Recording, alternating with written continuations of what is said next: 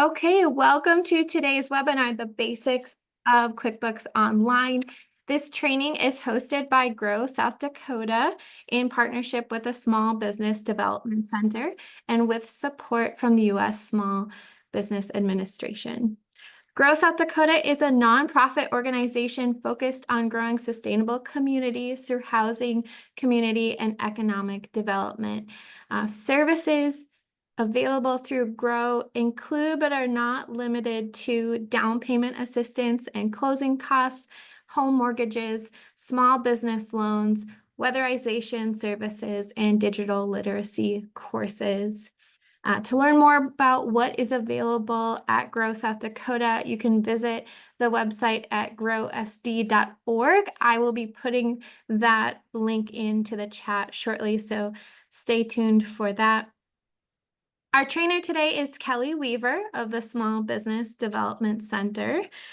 Kelly has worked for Grow South Dakota for almost 25 years and has hosted several trainings on QuickBooks, making her very knowledgeable about QuickBooks and how it can meet the needs of small business owners. Before I turn it over to Kelly, I want to encourage you to stay tuned for announcements about any future trainings that are coming up. A great way to learn about those trainings is by signing up for the Grow South Dakota Business Lending newsletter, as well as the Small Business Development Center newsletter. If you have a topic you'd like to see covered in a future webinar, please let Mark Nelson of Grow South Dakota or Kelly know. We want to offer trainings that are beneficial and interesting to all of you. Finally, watch your email after today's presentation for a follow-up survey. We always appreciate receiving your feedback. Once you complete the survey, you will receive the recording of today's webinar. You will also receive a link to a Q&A session, which is scheduled for August 28th from 9 to 10 a.m. Central Time. We are inviting you all to join us again for a question and answer where you can ask any questions you have thought of after today's presentation. So with that, I am going to turn it over to Kelly. Thank you, Megan. Good morning, everybody. We're going to take a little tour of QuickBooks Online today. And as Megan said, I am with the Small Business Development Center, and our program is a national program. We have 6 offices in South Dakota. I happen to be based in the Northeast area office, which is based in Aberdeen and serves the 13 counties in the Northeast corner. If you don't have to live within that footprint, we have 5 other offices in the state. And if you happen to be out of state, there's an SBDC office nearby you. We provide free and confidential counseling and training for small businesses. We help people that are starting their business, people that are looking to buy a business, people that are looking to grow their business, or just better understand the business of business. And that's why you might be here today learning about QuickBooks. If you're not in your, if you want to know where your local office is, you can go to sba.gov under their local assistance tab. For any office in the country, in South Dakota, you can visit our SBDC website, which is sdbusinesshelp.com. And you can scroll to the bottom, type in your county, and it'll give you the name and contact information for the office that serves your specific area. So with that, we're going to get started. As I mentioned, the goal of the course today is just to give you an overview of QuickBooks and kind of walk you through that. And we're going to be using a demo site today that QuickBooks provides called Craig's Design and Landscaping Services. So we'll kind of walk through this as our template. Before I get started, I did mention, I did just put in the chat a couple resources for you. One is sbdcfinancialtools.org. That has some discounts available for people that are new to QuickBooks Online and creating an account for the first time. You can get some discounts. I know if you go to quickbooks.com directly, they do have 50% discount for the first 3 months, and that exists right now. And that can change from day to day, so you never quite know.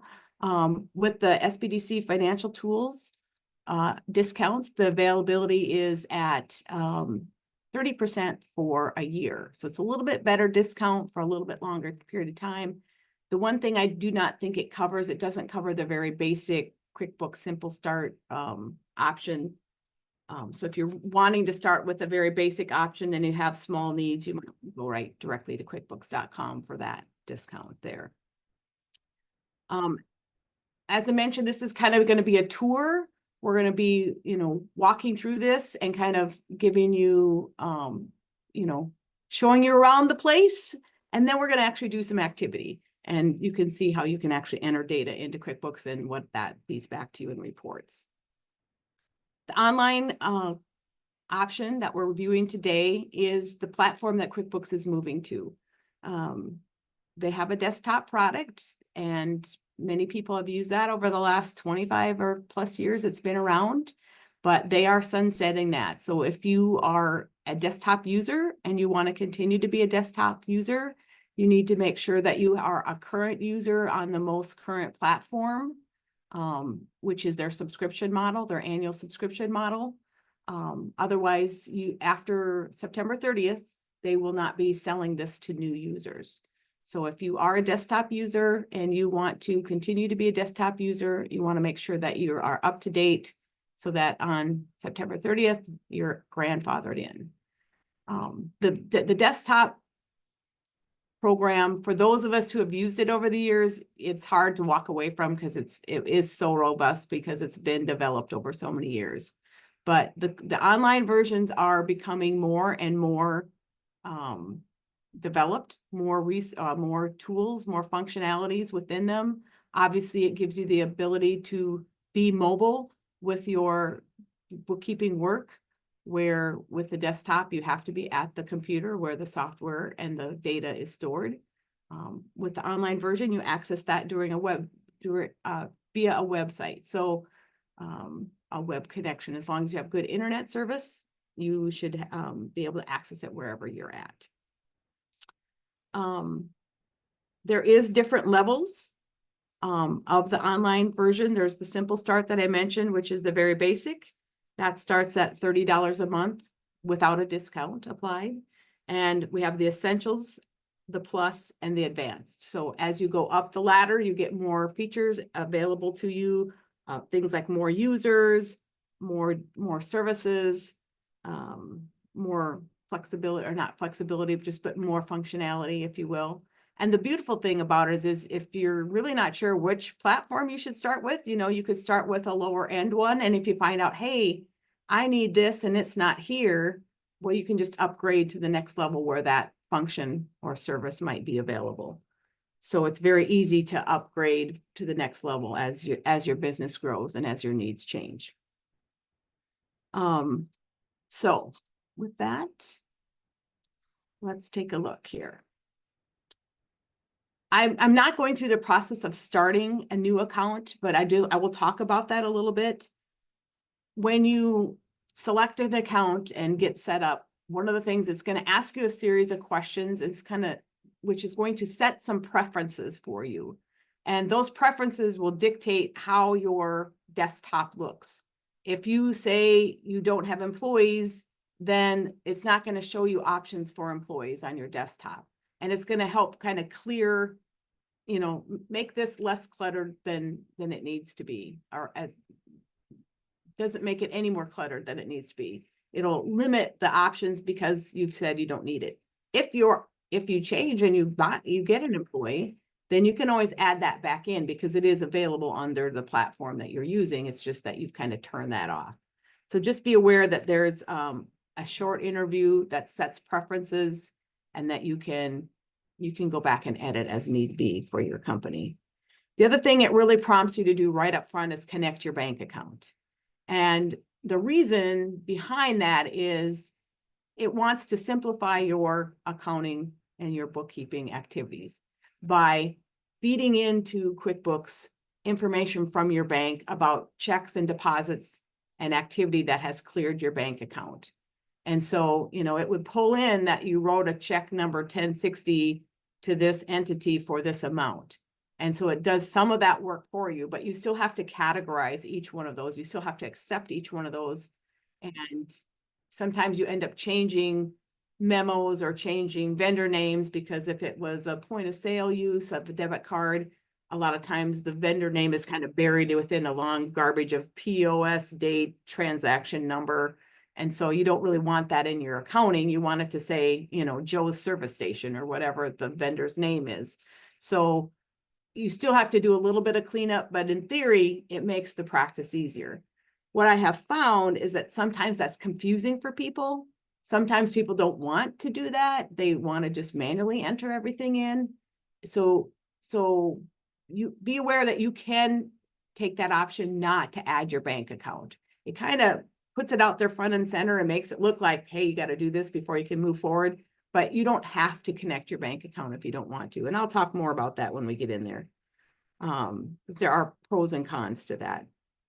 The other nice feature about QuickBooks Online is there's a section where you can invite your accountant. So if you have somebody that you're working with that does your taxes or gives you accounting advice, you can add them as a user so that they can access your online platform and provide assistance to you. It doesn't cost you anything extra for them to have access to that. So that's a nice feature as well. One of the things that makes the QuickBooks Online a full-featured software is the fact that it can integrate with other apps.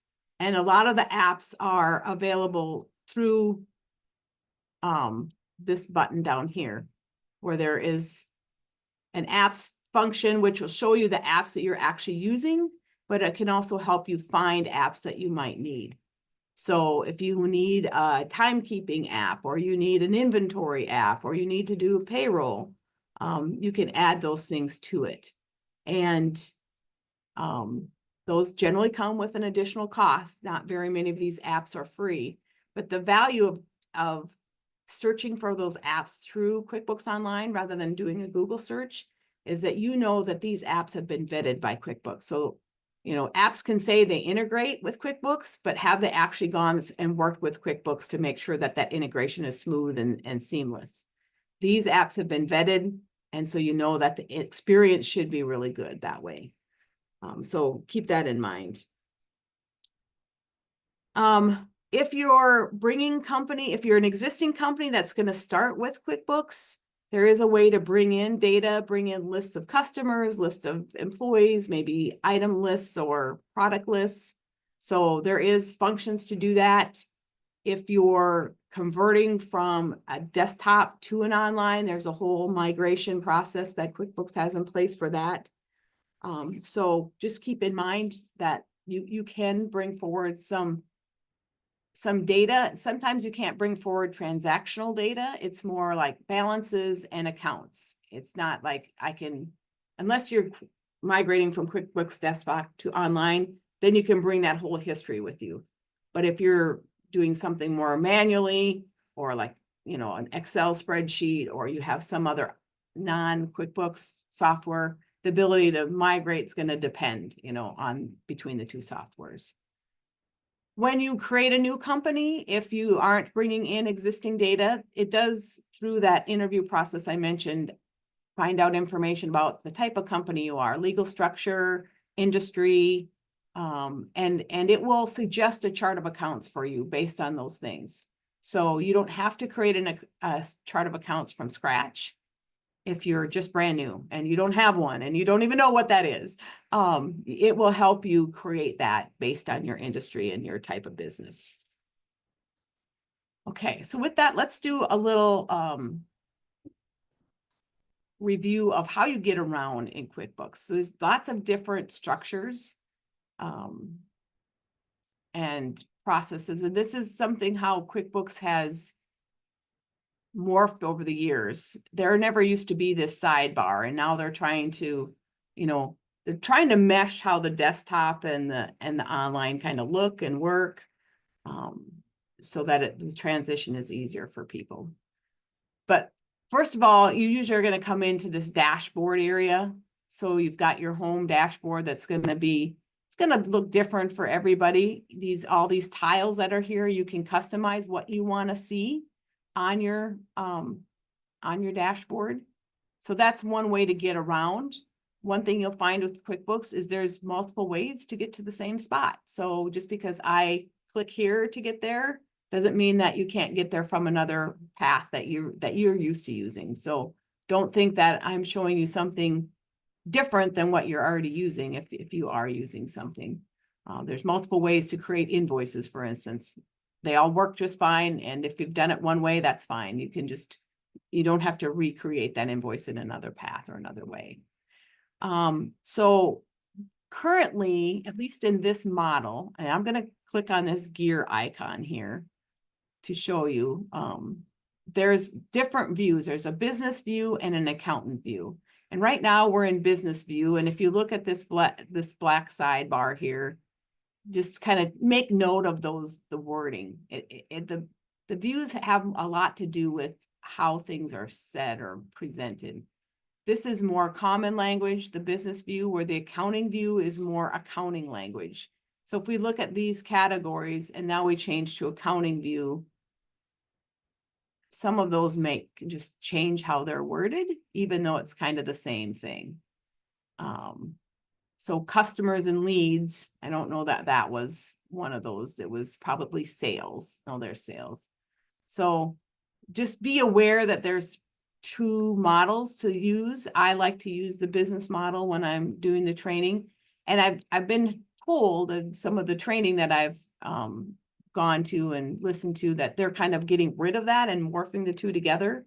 But it's a lot of times what you'll see with QuickBooks Online is one day you'll wake up and there'll be a new change pushed forward that you'll have to figure out why that is or what it is and how it affects how you navigate. But and those changes often get rolled out in waves. So not everybody gets the same change the same day. So I'm thinking with this sample company that hasn't really been pushed out through the sample company yet. One of the resources I mentioned, besides the financial assistance, is the Firm of the Future website, which is a great way to keep up on product changes. When they're pushing out new things, when they're making changes to software offerings or pricing, those things are generally addressed on that website. So it's a great way to kind of get down into what's going on with QuickBooks. So we're going to be in business view, and there's some major ways to navigate around QuickBooks. So we're going to talk about that. So the dashboard that we talked about might be shortcuts to certain things. And as I said, these tiles can all be customized. If you don't want to see, your bank accounts here, you can close that. You can choose something else to put there or just, not use it. So here you can just go right to these areas or use these and go right to those areas as a quick link right from the dashboard. The plus sign is where you're going to go to do any new transactions. So you might need to do something that's not right here on the dashboard, but if you go to the plus sign, now you have access to every type of transaction you can do in QuickBooks. So even when you're in customers and it prompts you to do customer related things, there might not be options right on the customer page to do delayed credits or refund receipts or estimates, but you can get to that by this new button. So that's why I'm saying there's multiple ways to get there. This kind of gives you access to all the different types of transactions that you can do in QuickBooks.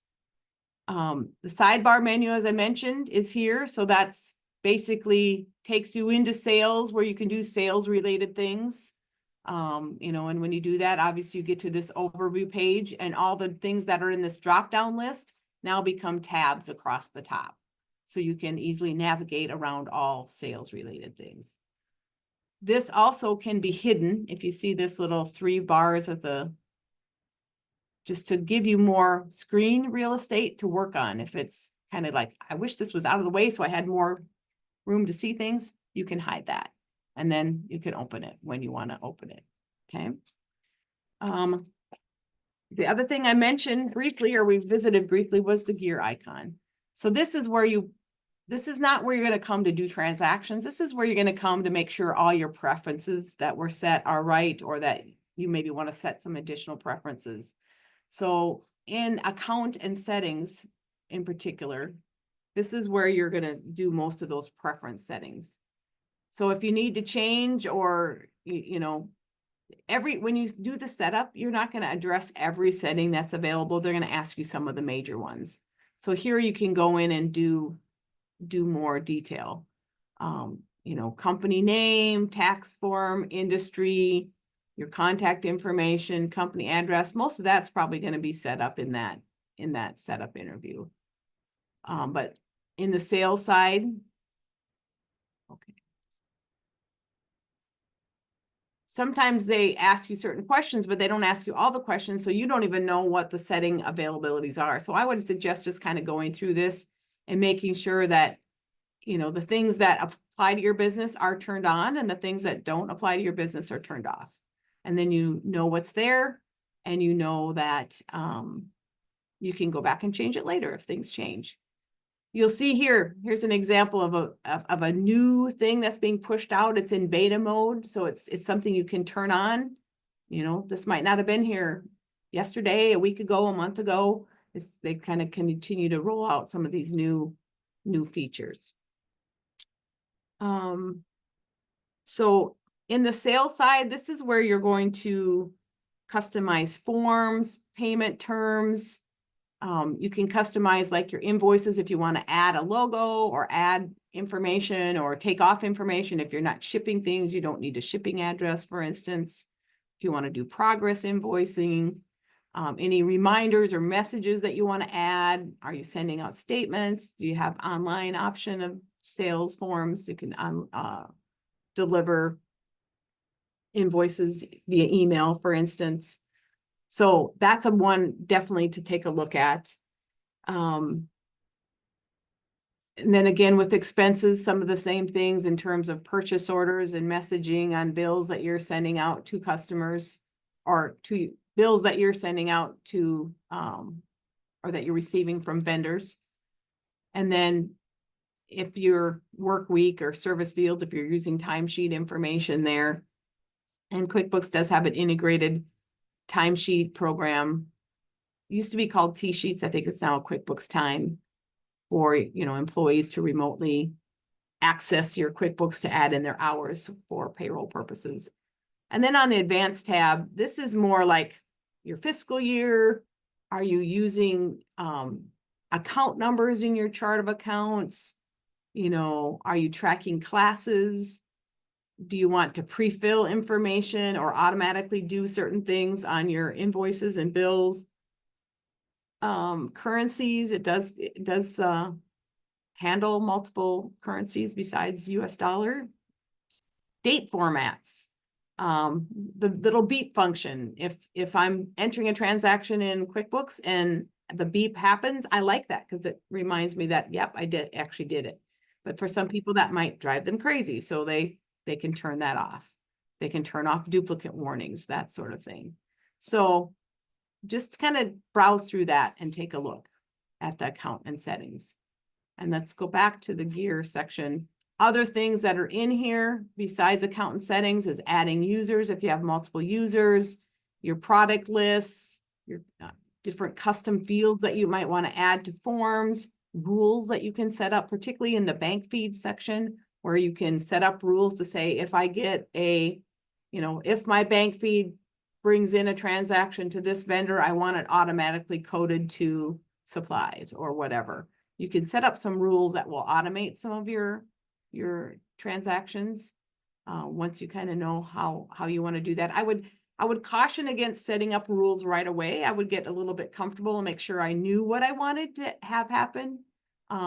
Because once you set up the rule, it happens automatically. So if you know, 90% of your transactions are going to supplies, but not all of them, you might want to think about how you set up that rule as to why it would go one way or the other, or just not set up a rule for that, because it isn't all going to the same spot.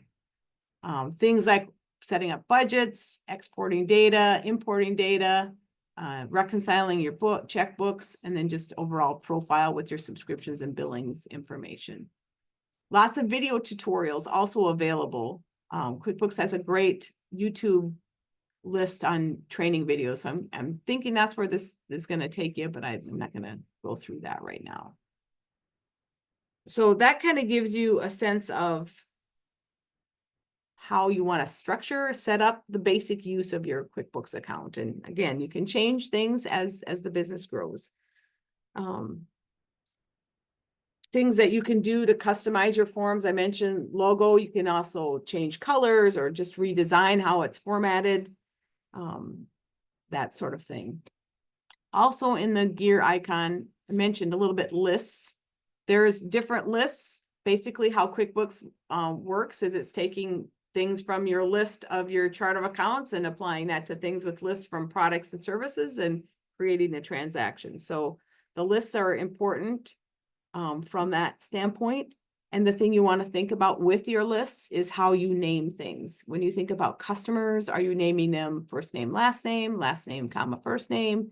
Just be consistent with that because it'll make your navigation through your software so much easier. If you're looking for somebody, you know, if you're searching for the last name or the first name, because it's going to go to how it's ordered in the list first.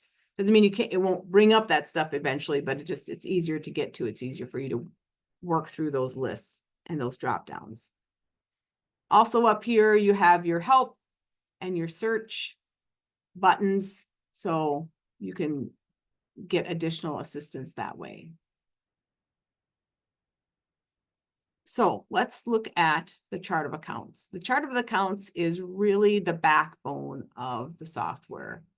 And that is going to, this is where I click under transactions, chart of accounts. I could go under my gear icon, under list, and chart of accounts would be there as well. So as I mentioned, you might be given a chart of accounts or you can import a chart of accounts. I think a couple things I want to mention about this. You'll see that bank accounts are that. It's an account held in a bank. It's a checking account. It's a savings account. It's a CD. It's not necessarily a line of credit or a loan. Those are more liabilities. So bank accounts are asset accounts, but they are actual bank accounts. So keep that in mind when you're choosing account type, because it's an asset, but it's a specific type of asset. So all of these things on this list start with your asset accounts.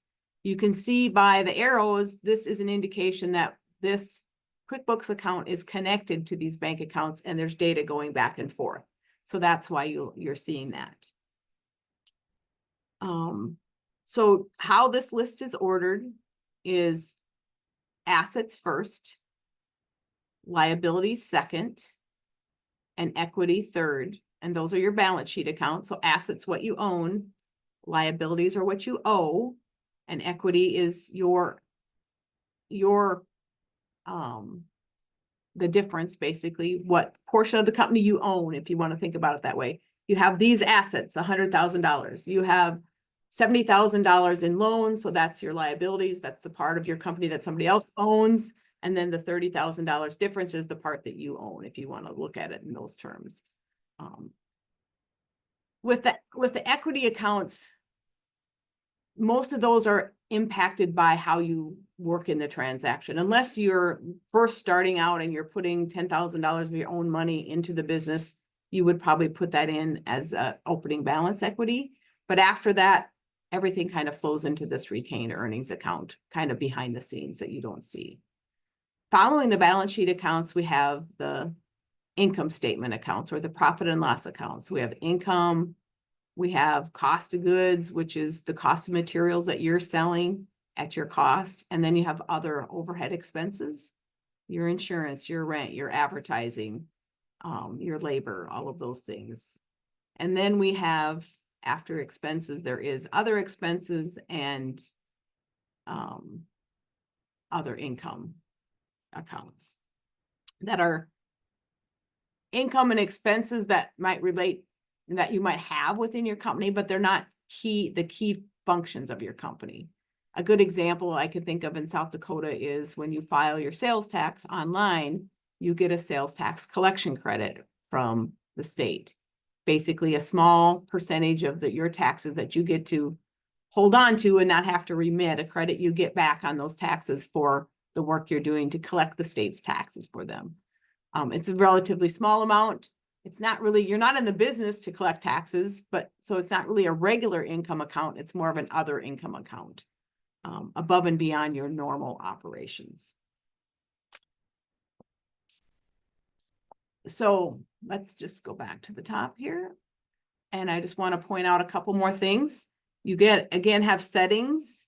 You can print and you can batch edit things. So you can do batch actions. Not sure exactly what you would do why you would do that in a chart of accounts, unless you were going to, make a bunch of accounts inactive or something like that. Most of this is going to be one-off transactions. The view register will take you into the activity of that specific account.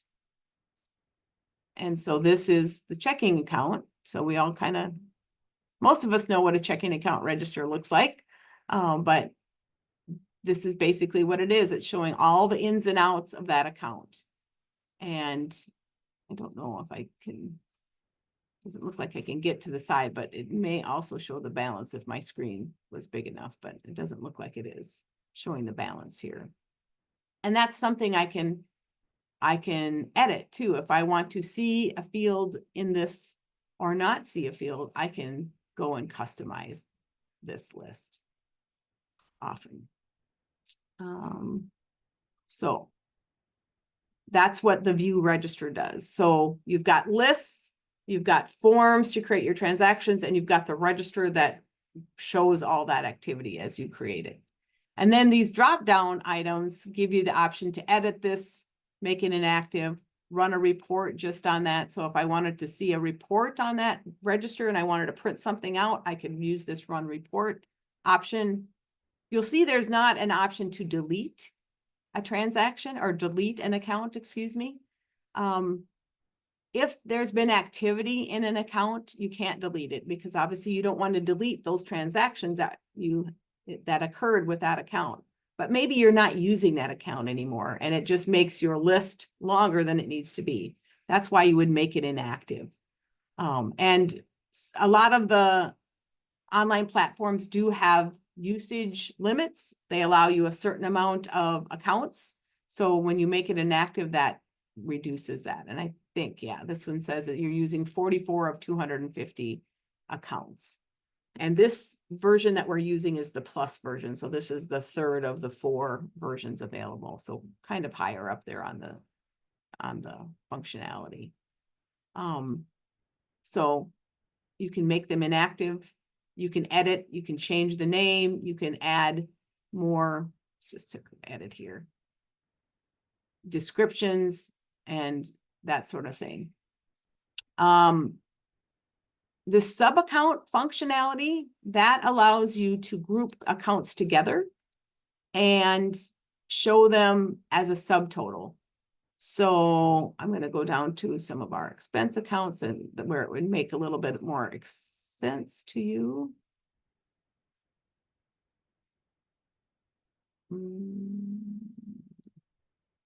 Here, maintenance and repair. You'll see that building repairs, computer repairs, and equipment repairs are indented. That means that they're a sub-account of this larger account. And if we look at building repairs and we go to edit, we can see that that sub-account button is checked, and then the parent account, as they call it, is there. You can make transactions to this parent account, but normally you wouldn't. You would just make it to these individual accounts. And then what the parent account does is basically show the total. So if I was printing a profit and loss, on my profit and loss, I would see the amount of building repairs and computer repairs and equipment repairs on separate lines. And then I would see a subtotal for total maintenance and repair. So that gives me a bigger view, but if I need that expanded view, I can see the details of each of those categories. So it's a great feature to have if you actually need to see this on a profit and loss. And there's really no other good way to see it. but it's also something that can make your financial statement quite long. So if it's not something you're really going to use, I probably wouldn't do it. Or if you have, you know, insurance, for instance, or telephone's always a good one. Some people say, well, I could put my landline for those that have it. Businesses generally have that more than homes anymore. But say you have your landline and you have your cell phone. Well, you're generally paying different vendors for that. So if you really need to see how much your cell phone bill is versus your landline bill, you could do that just by looking at that vendor. You don't need to put that on your financial statement. And that's not something you're probably managing as an expense either. It kind of is what it is. Whereas repairs or advertising or labor expenses, those are things you might manage a little more actively. So then you might want to see the detail for that. Okay. What else do I want to talk about? So if I want to add a new account, then I can just go up to here. Here's another menu where I can do new. You can import, or if I just click on new, it'll bring me up a new account. And what it's asking for at the basic is the account name and the account type. So whatever that is, and then the account type is it a bank account? Is it accounts receivable? Is it an other current asset? Is it a accounts payable? Is it a liability? Is it an income? Is it an expense? You choose what account it is. And that's really all you need to include to start the account. But if you want to make it a sub account, give it some more description, then you can do that as well. So very easy to set up a new account if needed. Once you get started, if you're just starting from scratch, especially, and QuickBooks gives you a set of chart of accounts, the first thing I would do is go through that chart of accounts and make sure it has all the accounts you need. If not, add them. Or if you like to, if it says telephone and you'd rather say telephone and internet because you're paying the same vendor for those things and they're going to be in that account and you just want to make it more descriptive, then just edit it and change the name. If it's an account, income or expense that you aren't going to use, then just make it inactive and then it's not going to show up on your drop-down list when you go to do transactions. And if you decide later you are going to use it, you can just make it active again. So once it's inactive, it kind of disappears from the active list of accounts you can choose from, but it's still there in the background. So you can always go make that active again if you decide you're going to use it. As I mentioned, when we were in the gear icon there under accounts and settings, you can add a chart of account number. This company is not using that. If that's something that your company uses and you require it to be used, then set that up as a field so that once you activate that, when you go to do a new account, there'll be a field that shows up in here that says account number. So again, if there's something missing that you wish you had, it might just be a preference that needs to be turned on or off. Okay, let's talk a little bit about setting up the bank feeds. As I mentioned, when you start up your company, that's going to be the first thing that it really prompts you to do, and it's pretty hard prompt at that. But if you walk away and you decide not to do it at that point in time, you can always come back and do it. So if we look under bank transactions, this is where it gets, and you see there's all these different help menus popping up, especially when you're starting in QuickBooks, you're going to get a lot of that. You can choose to use that as a way to learn some more about the section that you're in, or you can choose to move on from it.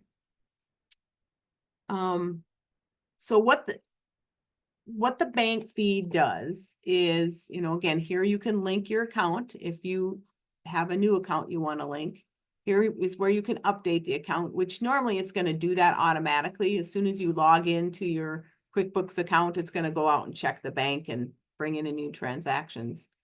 This is the particular checking account. And there's different accounts that are set up there that you could choose from. So the thing I want to mention, and I don't know if it's gonna, let's see if we can pick this one. That's the one.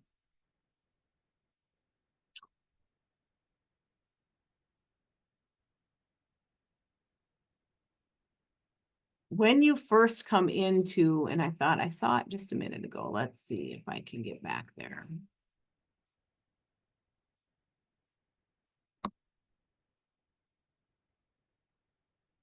Right here.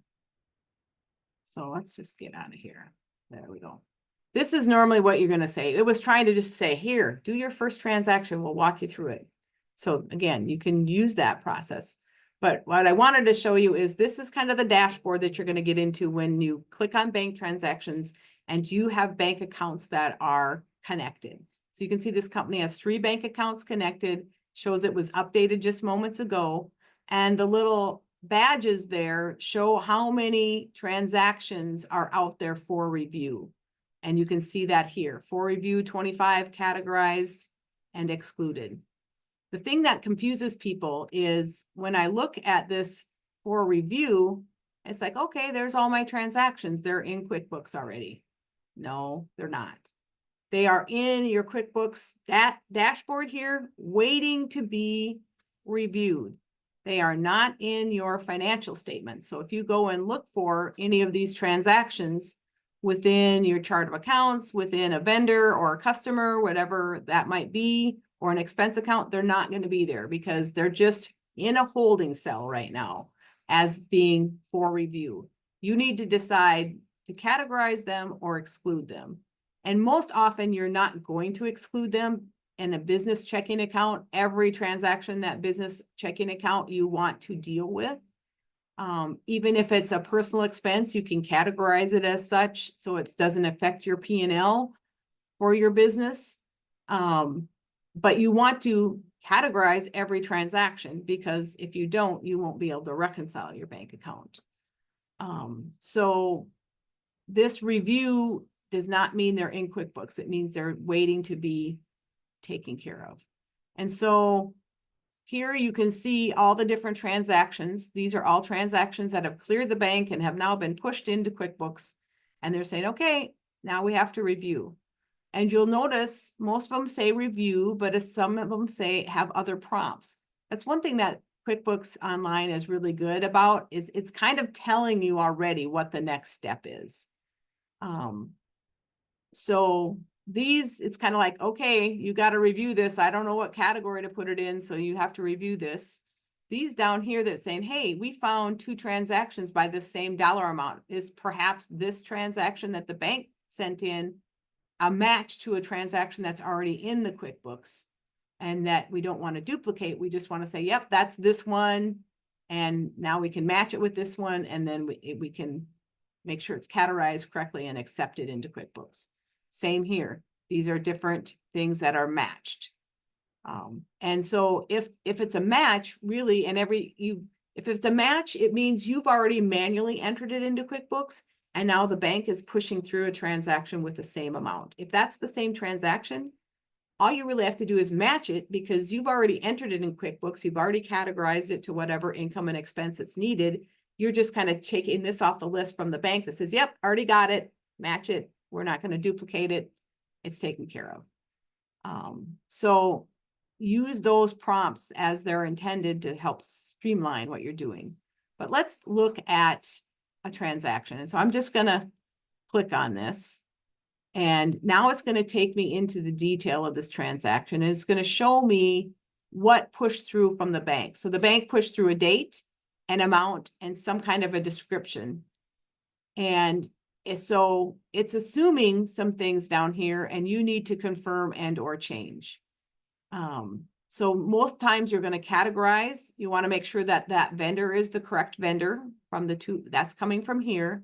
The description is generally down here in the memo, right here, but you could add more to say, hey, I bought a QuickBooks manual in the memo. You could put more in the memo.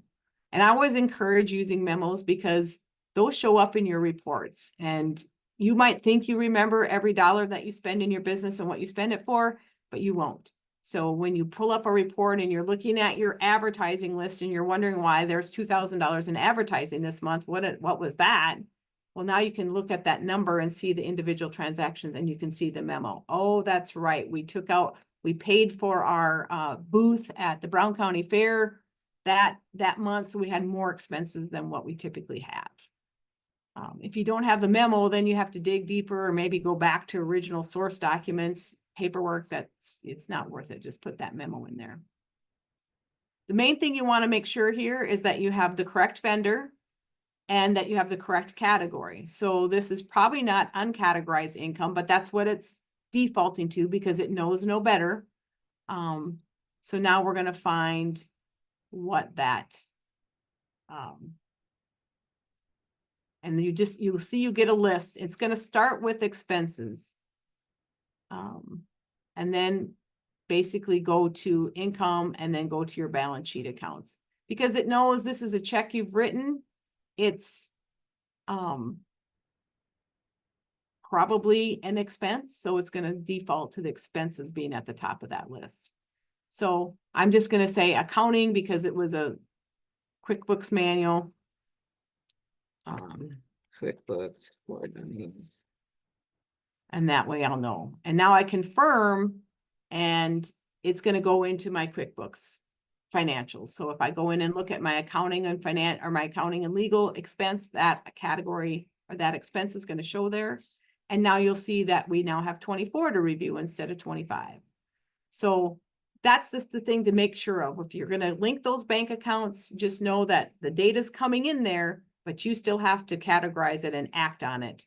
Just because it's listed here under review, it's not showing up in your financial records. Let's just kind of explore a little bit more here. You can go right to your bank register for here. You'll also see that none of these will show up in your bank register either. Only reviewed transactions show up there. Again, you've got your settings, printing, where you can export things. You can sort this list by dates and also down here by dates. You can do some batch transactions by using this. If you said, okay, all three of these are the same type of expense to the same company, I can just categorize them as a group. That's an option. What else did I want to talk about here? If, for instance, and let's go back to review here, you find that there's a transaction that is coming through that's not assigned to anything, that's, for instance, this might be my landlord. And so every time I pay to that landlord, I want it to go to rent expense. If that's the case, then I can create a rule here that says rent expense, because that's what I want to call it, whatever. It's a money out transaction. Let's see. Let me see if that is actually a money out transaction.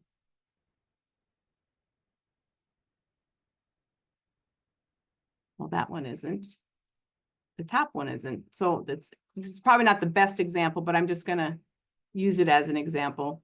So you can see if you create a rule, what kind of things that it wants you to get. So it wants you to give it a name. Is it money out or money in? So is it coming into the checking or out of the checking? So it's money out to the checking. And it includes all of the following. So if you have to segment things, maybe not all the A rental goes to this rent expense. So is there just descriptions from the bank text or the amount? Like for instance, maybe the amount is $1,200. So I know that's my rent expense. Anything else that's paid to that vendor is not rent expense. So I could add that as a condition. And you can add multiple conditions. You can test the rule, so it'll show you how it's going to treat those transactions. And then you tell it where you want that assigned. Okay, it's an expense. I want it assigned to my rent category. Who you paid, it's option who it was for. Different things you can add in there. You can even add a split so that maybe some of that goes to rent and some of it goes to utilities or whatever you need to split it out for. That's a new feature that I have not seen before. So, and then you can say automatic and confirm transactions that meet these conditions once they're downloaded from the bank. If you click that, then they're not even going to show up in your categorized list or review list. They're going to go right to categorize, because as soon as it comes from the bank, you know, QuickBooks says, okay, this transaction meets this rule. This rule is automatically applied. So we're going to categorize it as according to the rule tells us to, and then it's going to be categorized. So there is ways to really expedite your input into QuickBooks if you have transactions that meet that, you know, and every business has certain transactions that are the same every month, right? That you could do that with, but not every transaction, not every vendor can you make it work. But it gives you certain ways to, you know, different conditions you can apply to the rule, and that's the kind of the key is what are the conditions that apply. So that's another great feature to use once you're finding you're doing some repetitive work. I think that pretty much covers the bank feeds. If you're not using the bank feeds, then your option is just to input everything manually. And we'll be doing some manual transactions after the break and show you how to walk through that. So that gives you kind of an overview of how to get around in QuickBooks, some of the basic things like the bank feeds and the chart of accounts that are very important in QuickBooks. The one thing I will, I don't know if I'll cover that later or not. I think I'll just talk about it real quickly here and we'll kind of address it as we go. But the other really important list besides the chart of accounts in QuickBooks is the products and services list, because this is all the things that you sell. And this is an area where you need to give a little thought to what kind of detail do you want QuickBooks to have? You know, do you just want everything into sales and you don't care what it is you've sold? It's just one sales number. That, you know, depending on your company, that might be just fine. If you're a restaurant, for instance, you might want to have a food category, a beverage category, and a merchandise category. So you could get a little bit more detail. If you wanted to be super detail and list every menu item as a separate item that you sell so that you know how many dollars you sold in all those items, you could do that too. I think most businesses would probably work with an outside point of sale system to get that level of detail, but QuickBooks would allow you to do it too. And a lot of those point of sale systems will integrate with QuickBooks. So there's always those options. So think about, you know, what this product and service list looks like. If you're a contractor, do you want to break out the sales of materials different from the sales of labor, or break out different types of labor? Like this company has installation, but they also have maintenance, repair, they have gardening, they have all these different services that they're offering, and each one of those has a different product item, or is a different item in this product and services list. So you really want to think about what kind of detail. One of the keys of using QuickBooks well is to know what you want the software to tell you. What information do you want out of the software? Set it up so then it has the ability to give that back to you. So you have, it's often that gets thought about after the fact, after you've just kind of poured in and tried to get a bunch of stuff in. You know, usually, you know, a lot of people aren't starting out with this day one. They've got a lot of balls in the air they're trying to juggle. And so then the accounting kind of takes a back seat. And then it's like, oh my gosh, I got to get my tax return done. I got to get all this stuff in here. So I'm just going to plow in and do it. And then later on, you say, geez, that would have been really nice to have this separated from this, or have this organized like this. So if you can just think about that a little bit before you dig in, it's helpful. Okay, I think with that, we're going to take a little break, but if there is some questions, we could address those.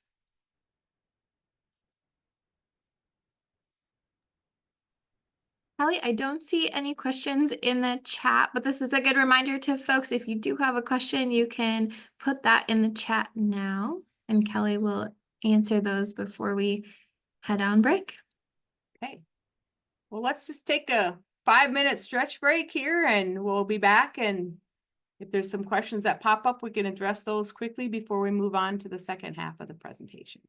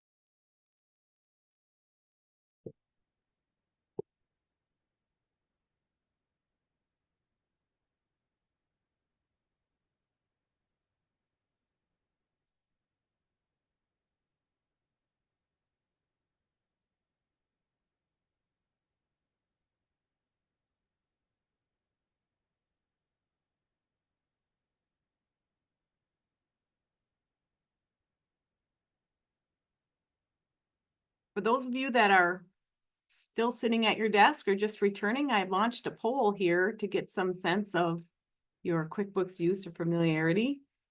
Please take a moment to respond to those two quick questions.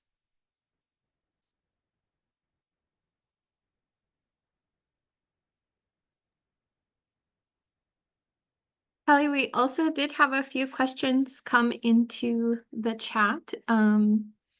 When you have a moment to look at those. Sure, I'll answer those while we're giving people a chance to respond to the poll. So the first question was, can you add products later if you don't start with it? Yeah, you can always add them later. The thing I would maybe caution about it, so it's a different thing of I don't have any products at all. I just lumped it all together. Now I decided I wanted to change how I do that. I can add products. Yes, you can. You can also say, hey, here's the 10 products I started. Now I've added a new product. You can always add that new product. If you're in the first situation where before you just kind of lumped everything together and now you've decided you want to break it out, you can add those products and start breaking it out going forward. You can't go backwards. It's not a retroactive change unless you manually go back and change every transaction. And if you do it, like make a change moving forward, I would suggest you make that change at the end of a fiscal year would be ideal, so that when you're looking at a profit and loss for year one, it's all lumped together instead of, okay, there's this in sales and then this is broken out. I don't know, or if you do it, do it at the end of a month at least, so that you could look at that and say, okay, starting in September, we started breaking things out. So we know that this is our September sales, September through December sales, and everything lumped into the sales category is prior to September. Ideally, you do it at the end of a fiscal year, but if you decide after a couple months into this that you want to break it out, you could certainly make that change maybe at the beginning of a month so that you know when you made the change and you can make the distinguishing factor. Or if it's only like a month into it and you want to go back and change all those transactions for the first month or recode them to specific categories, you could do that too. So yes, you can.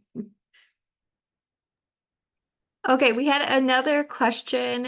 Can you integrate QuickBooks Online with something like reservation key so it is automatically tracked? Possibly, every third-party software is different. So you need to understand the functionality of that third-party software and how and if it integrates with QuickBooks. Typically, when they do integrate with QuickBooks, the third-party software is where you're going to keep the detail, and what's going to transfer over to QuickBooks is more the summary information, because there's no sense really having detail in both systems. Typically what will happen in the third-party software, if there is an integration feature, it'll ask you to map accounts.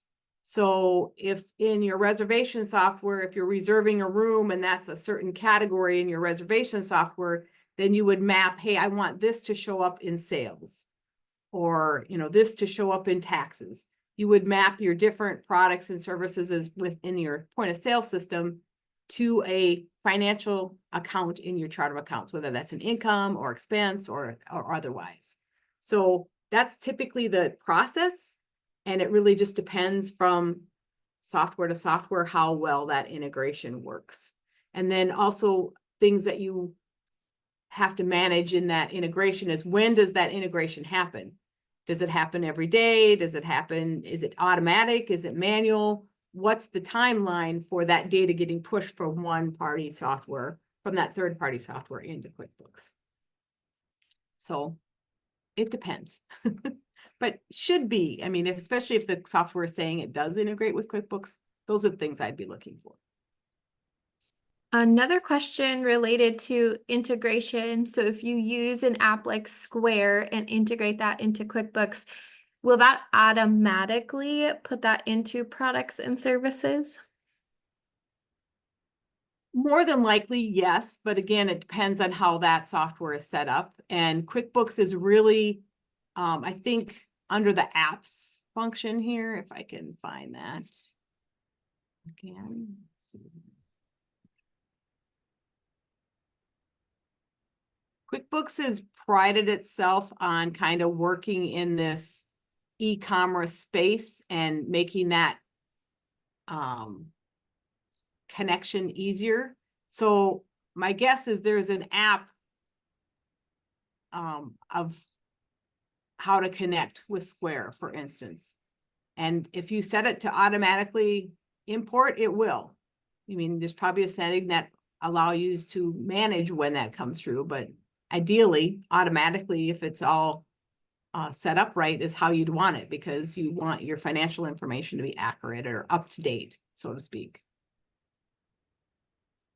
And then could you review the transition from QuickBooks Desktop to QuickBooks Online, desktop not being available after September 30th?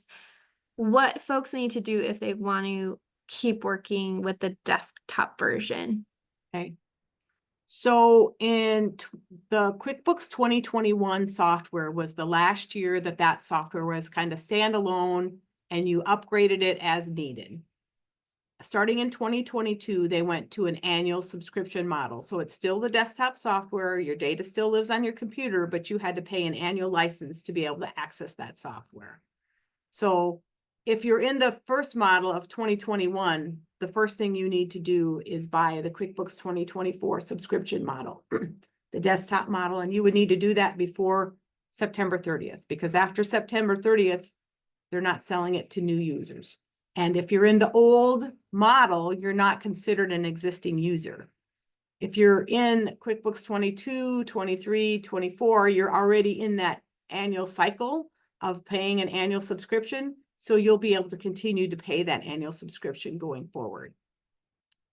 So it kind of depends on where you're at in the QuickBooks landscape. If you're in a 2021 or older version, your step to stay in desktop is to buy QuickBooks 2024 and get on the annual subscription model. And that pricing has gone up significantly. If you bought QuickBooks 2021, you probably paid somewhere around $300 a year for it. They have increased that price over the last 3 years, and it's going to see another increase this fall to $990, $999 a year for that. So the desktop model is getting more expensive, and that's an annual cost. That's going to be pretty similar to what you're going to pay, or even more than what you're going to pay for a QuickBooks Online version, depending on what level you need. QuickBooks Plus that we're looking at here is going to run $99 a month right now. So, that's going to be right around $1,200 versus $1,000. It's fairly close for a higher end online version. If you need a lower end online version, it might be cheaper to go the other way. But if you want to stay on desktop, no matter what, the cost is not an issue, then you need to make sure you're on the subscription model before September 30th. Okay, that is it for questions for now. So I'll turn it back to you, Kelly. Can you see the poll on your end? I'm not sure if you can. But if you can, just kind of interesting of the people that responded. We have just a broad mix of people with no experience, pretty much equal to having 2 years of experience or 5 years of experience or more than 5 years of experience. It's kind of pretty evenly spread there. And 53% of you responded that your platform you use is QuickBooks Online, 23% using the desktop, and 20% using something else. So just always interesting for me to see the range of folks that we have on the call. Oh, here we go. I can share the results. So you can see that. All right. Okay, so we'll go back into our training and go from there. Okay. So now that we've kind of talked about how to get around and some of the basic functions, we're actually going to enter some transactions so you can see how that process works. And for this exercise, I'm not going to be working through the bank feed. I'm going to be working through just manually entering transactions so you can see how that works. So the first thing we're going to look at is sales and entering sales transactions. So we're going to click on sales.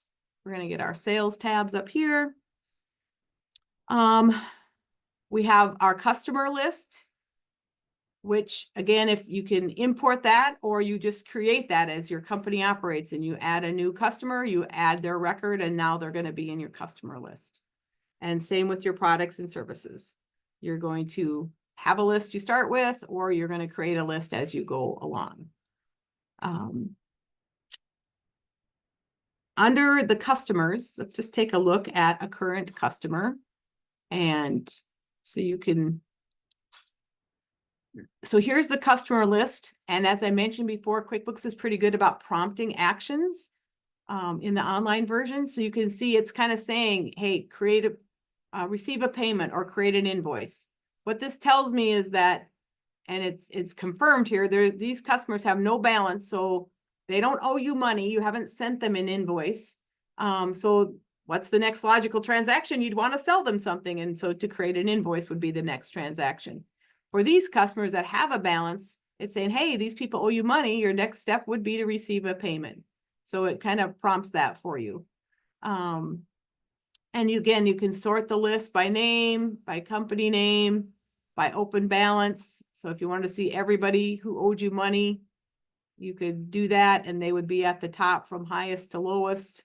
So then you could just do bang, bang, bang. You could receive payments, even maybe batch some of that. So it's nice that you can sort through transactions or sort through lists in those different ways. It also gives you a little bar markup here, so you know how many are overdue, how many are open, how many were paid recently, that sort of thing. So let's just look at the inside of a customer record and see what's all there. So here's their contact information, just basic information. Here's a summary of what they owe, or if they owe money. And then down below, let's see why this is grayed out like that. Maybe have to give it a second.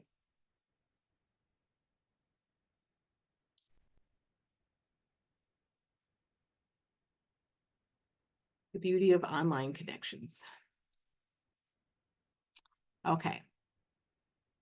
If we scroll down the list here, we can also see other information about this customer. Different transactions that they've had with us listed down below. And we can, sort those again. We can hide this little bar over here. Statements that have been sent, or statements you want to create, recurring transactions, customer details, and late fees. And if we want to edit this customer, it'll take us into the customer record. So if you're adding a new customer name to an invoice, you can add just their name, or you can add the detail as you're creating that invoice, and you can get their contact information and their address and their billing address and any other notes that you want to add, their payment methods or terms that you offer them. You can type customers. So this company, for instance, is a contracting company.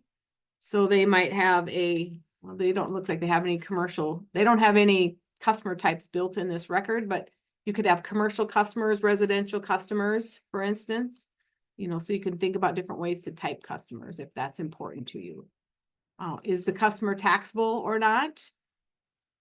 And if you click this, it's going to say at what rate. Is it the default rate for the company, or is it some other rate that you've already established within the company? So that'll be important. So if you have customers that are not taxable, like schools and government entities, you want to make sure that this box is not checked, so it won't automatically apply those taxes. But at least in South Dakota, most of our customers are going to be taxable.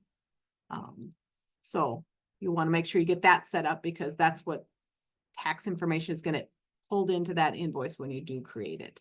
So that gives you an idea of the type of data that you want to have in your customer record.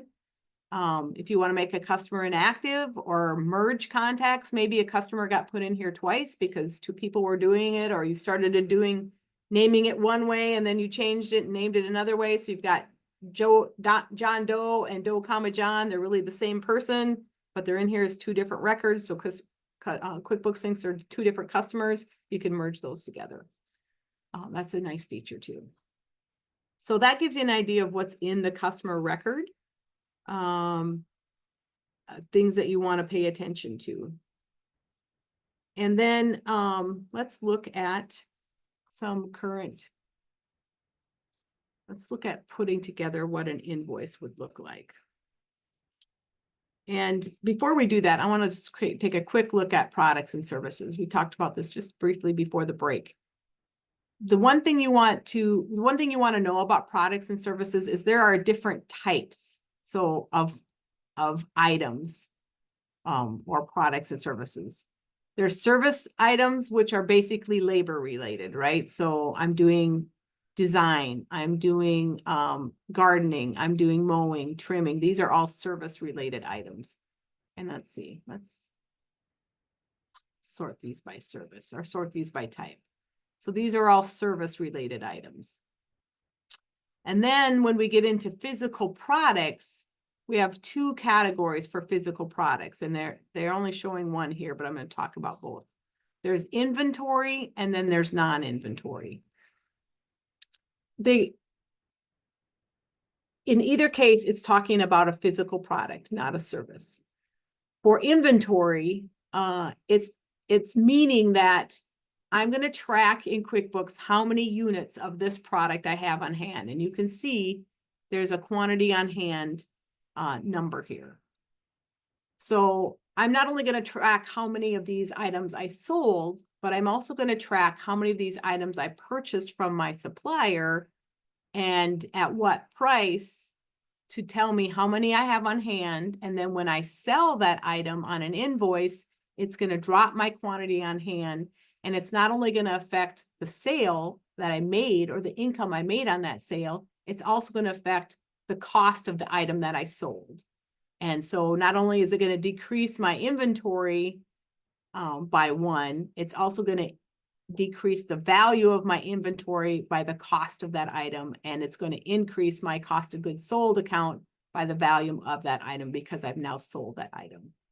So you'll have a better, more current representation on your financial statement with inventory items because you're going to show not only the sale of the item, you're also going to show the cost of the item that you sold. So your gross profit margin would be reflective of, hey, I sold this item for $275, but it cost me $100. So I really only made $175 net off that sale.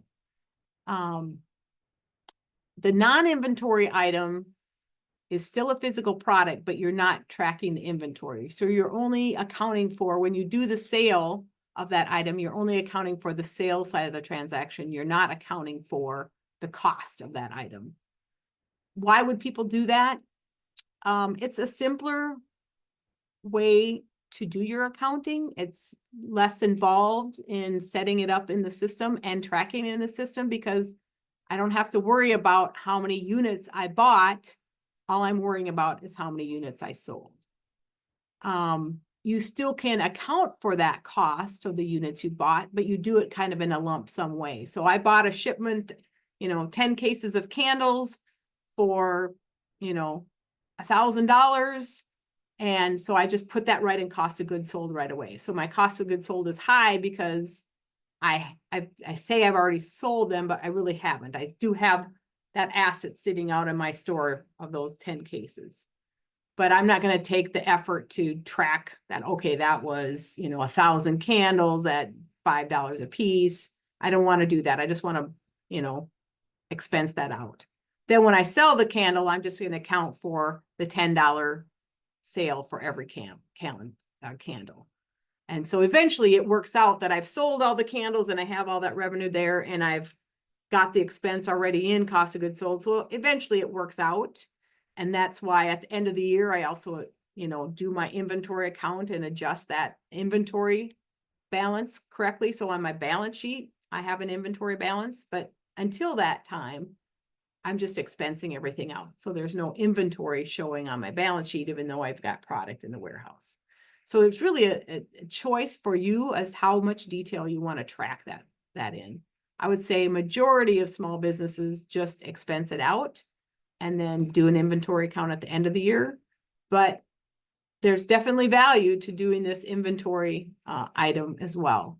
And so it just depends on what makes most sense for your business. And it's not an either or question either. There might be certain products that you do track as an inventory item and some that you don't. You know, if I'm a lumber company and I'm buying nails in a bin in bulk, I'm not going to track every single nail. I'm just going to expense that out and show the sale when I make the sale. If I am buying a custom order product, I don't want to set that up as an inventory item either because I don't normally carry it in my inventory. So I'm just going to expense it when I buy it from my supplier because I know I've already got it sold to my customer and soon I'll have that sale represented in there. So I don't need to set up an inventory item for that. So it really just depends on your business and your situation. So that's the main thing. Then the other caution I would say, once you start using this inventory item, it's going to track this quantity on hand.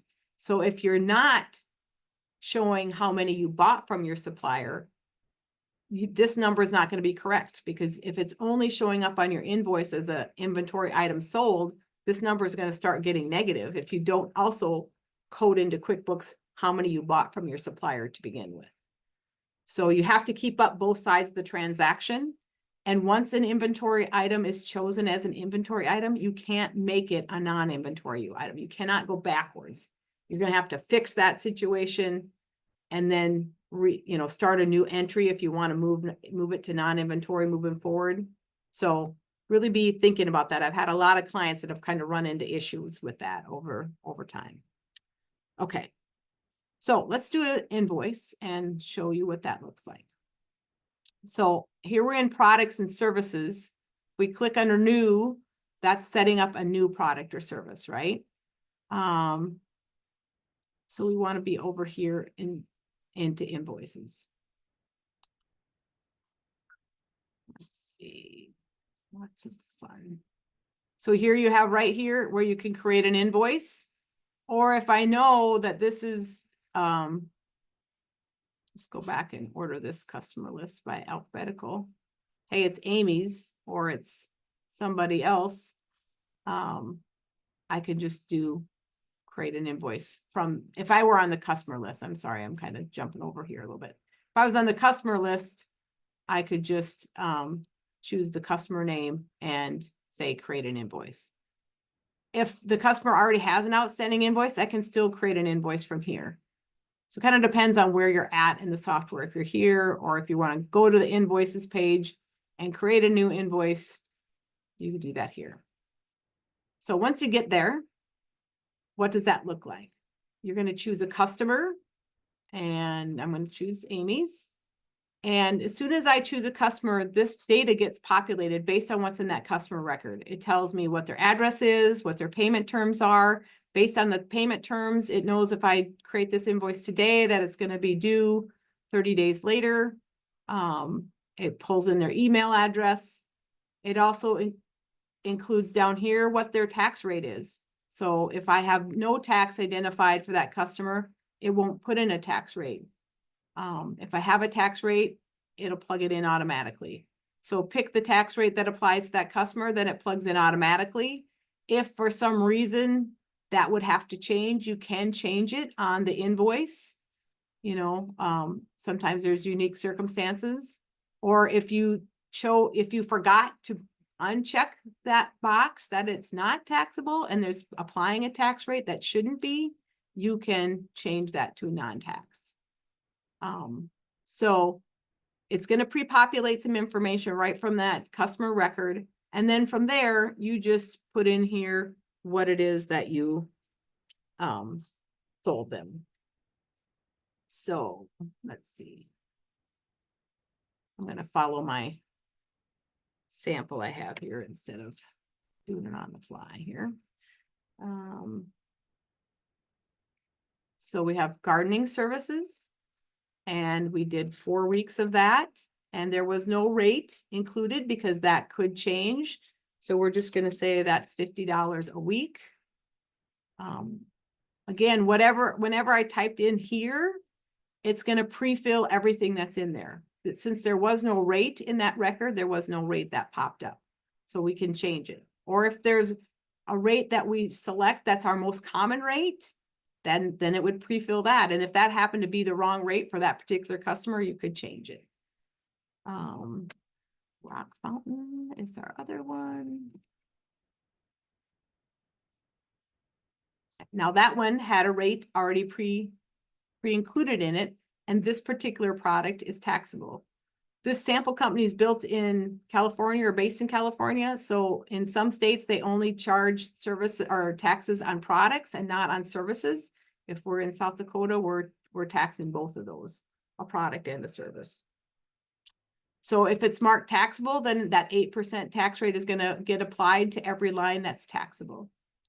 So now we've created our invoice. We can add messaging. We can add attachments. If there's a discount that we're applying for some reason, we can put that in there as either a value or a percent. And that would apply. And then again, we messed with this. So let's put the tax rate back in there. And now we have an invoice for $513. So what's going to happen when this invoice is saved? Number one, it's an invoice, so there's no cash transferring hands at this point. So the total balance owed is going to show up as accounts receivable. And in Dylan Solfrank's record, it's going to show that he owes us $513. How that $513 is going to be broken out is $38 is going to show up as an expense, not as an expense, but as a payable, sales tax payable, because we need to turn around and pay that to somebody else. It's not a revenue to us. It's just a liability that we're going to transfer on to the taxing agency. And then these sales amounts are going to get coded to whatever income account is tied to these items. So when you set up a product item, a product or a service, you're going to give it a name and you can include a rate if you want, but you have to include an income account. What income account do you want affected whenever this is sold? So that's the income account. So we're going to have $475 in income. We're going to have $38 in a liability, and we're going to have $513 in a accounts receivable account. So we're going to save that account. And you can save and send, save and close. You can create a link that you can send to your customers for payment. So now if we look at Dylan, he's got a balance of 513, and the next step it's prompting us is to receive payment. We'll get to that in a second. I do want to address other options. So this is only for sales that we didn't get, that we're invoicing, that we're not receiving payment on. But we also have sales that we receive payment on as soon as we're providing the service or selling the product. Those are entered in via sales receipts. Whoopsie. Let's try that again. Sales receipt. So in a sales receipt, it looks very much the same. You choose the customer, it populates the customer information. It's not going to show us the payment terms because by default, sales receipt means I'm getting paid today. I'm not invoicing it. So you can choose the payment method, whether it's a check or a debit card or cash. You can choose where it's deposited to. Now you might think, oh, that should be the checking account. I got a sale, I'm going to take it to the checking account. Well, yeah, you probably will eventually, but do you take every check you get from every customer separately to the bank account? No, you usually group them together into a deposit. So that's why we have an account called undeposited funds, so that monies can get collected there. It's kind of like the cash drawer or the bank bag that sits on your desk until you go to the bank, until you take those deposits. And again, we're going to do another transaction for this, just so we have it in there. Custom design, $75. And let's say this is taxable. So again, our sales account related to custom design is going to increase by $75. Our tax rate is going to be, our tax, $6.83 will be the sales tax payable. And the total owing then, let's see. It should have updated it from $75 to $81.83. I'm not exactly sure why it didn't do that. Maybe we just need to tab down to the next field. That's interesting. Okay, so maybe I need to say, well, okay, well, we'll see what happens when it saves it. So ideally, this would be 81.63 or 83, 683 to sales tax payable, $75 to sales. The amount received would be that amount. There's no balance due. So we're going to save and close. And we'll see where that shows up. Okay. There it is, 81.83. It fixed it. So those are the two ways to enter income into your account. And we're going to now show what would then be the next step. So if we go to our customers, again, we can go back to Dylan and say, we want to receive payment on that invoice. We received the check in the mail. So we got a check. We could put the check number in there. And we want it to go to undeposited funds. So we can group it together. We're gonna, because we put in $513 here, it automatically matched it with that invoice that was outstanding. If he only paid us $400, it would apply it to this and keep track that he still owed $113. If he had multiple outstanding invoices, it's always going to look to match the amount to the invoices in place. But if the amount does not match, it's going to apply that amount to the oldest invoice. But if that's not how you want it applied, you can change this payment field and address that. So now we're going to save the payment, save and close.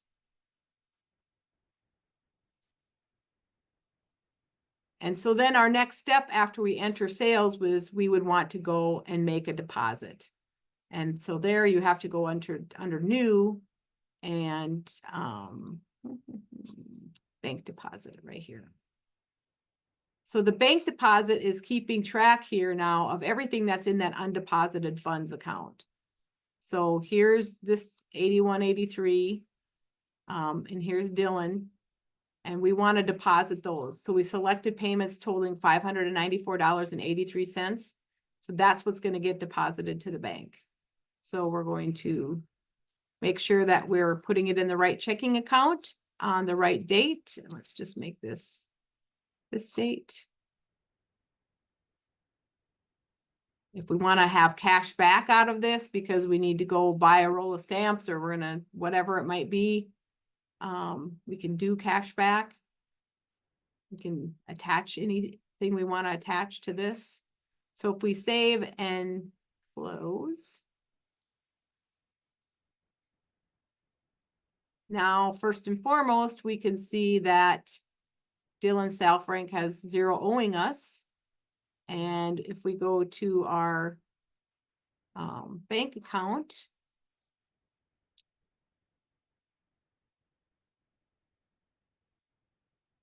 we can see that deposit right there.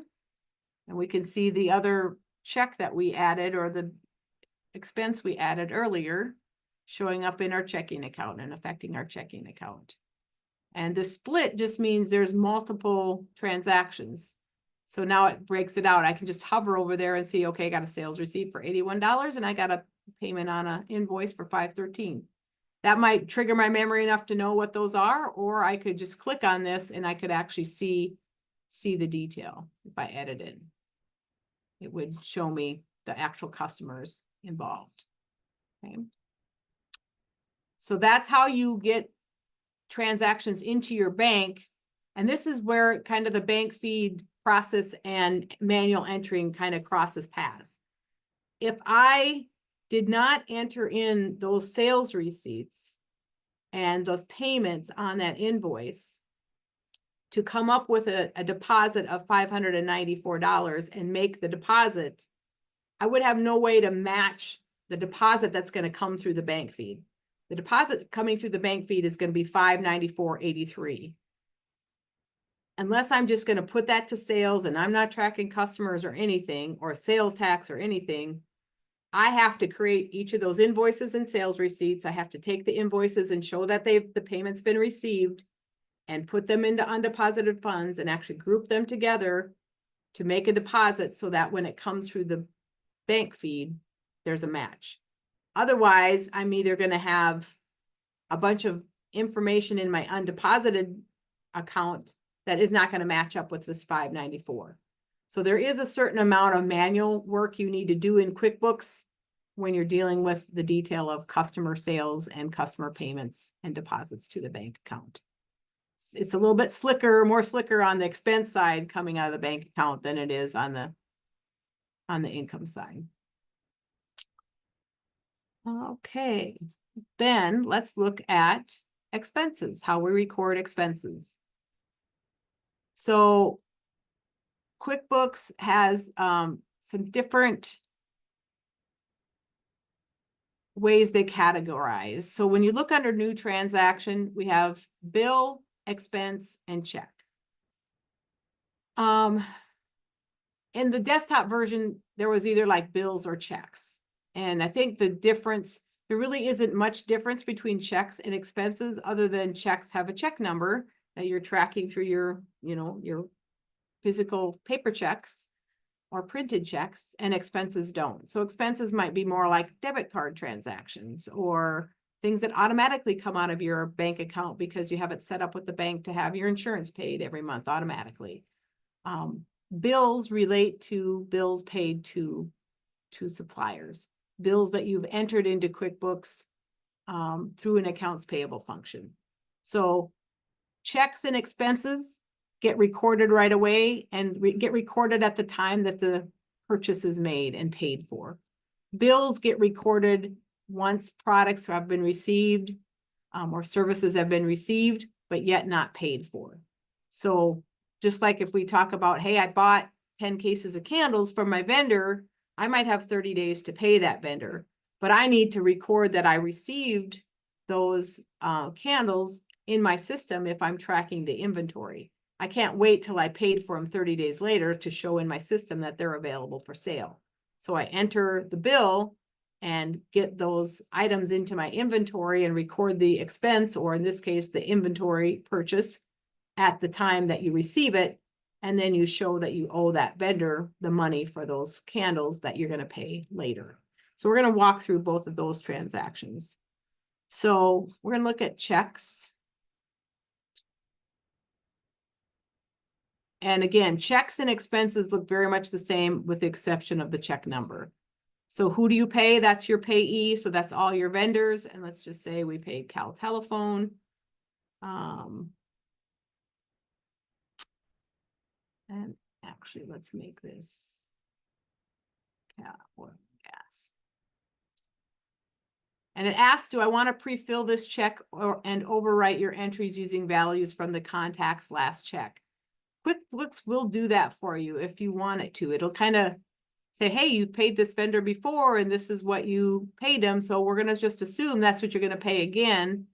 And in this case, it also shows that I have a balance owing to this vendor, interestingly enough, but I'm paying $185. So the date, the check number, and here, because we're writing a check, we want to record the expense. So this is for maintenance and repairs. This is not a payment on what I owe. That would be a bill payment because this balance means I've already recorded some purchases in here, some bills. I've created some bills from this vendor already and I have a balance. If I'm writing it with a check, it's a separate, it does not get applied to that balance, if that makes sense. So it's just a separate expense for maintenance and repairs. So let's just say furnace repairs. So it's something outside of what our bill is. So you pick the category of the expense, put in your description and save it.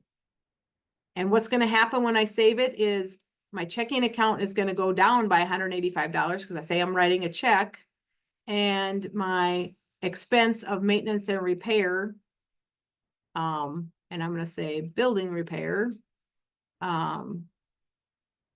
is going to go up by $185. So that's how you would enter an expense. And if it's an expense that's not a check, like a debit card, you just use the expense tab instead of the check tab. It's the same process. Now, if I go to my vendors and I go back and look at people that I typically buy things from, I would probably see that balance. I'm not seeing the company name right now. Let's see here. Vendor Chin's Oil and Gas. Huh. So it says no open balance. That's interesting. Okay, well, let's enter a bill so you can see what that process starts from start to finish. So I have my vendor list. I can create, excuse me, create a bill from the vendor list just by going down here and choosing that vendor. Or I can go to bills and add a bill. And actually there's no bills that are ready to review otherwise. So we're going to add a bill. So we're going to create a bill.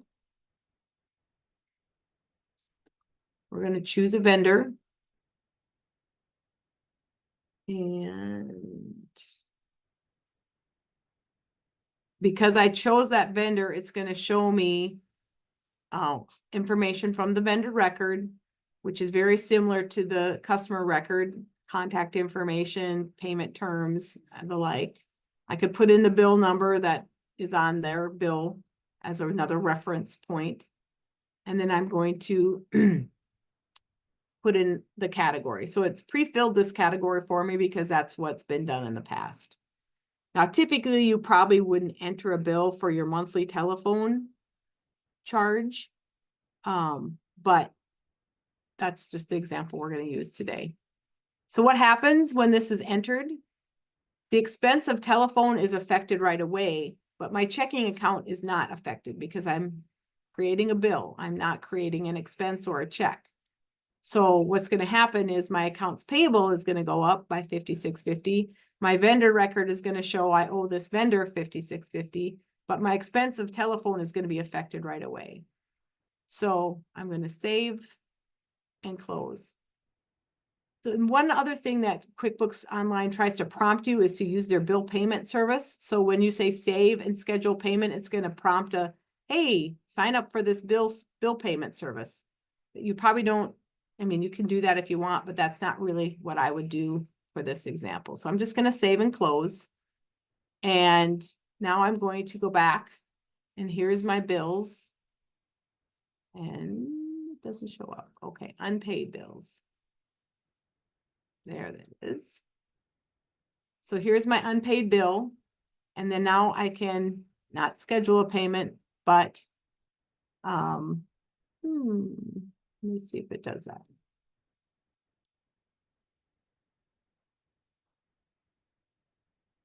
Yeah, it takes me to a bill payment process. That's what I thought. Okay, so what I'm going to do is go to vendors, Cal Telephone.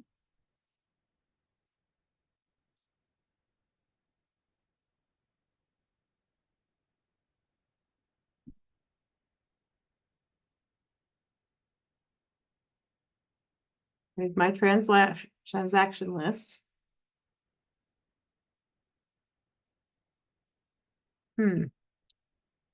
Why is it making it so hard? It should be a bill payment option here. Pay bills here.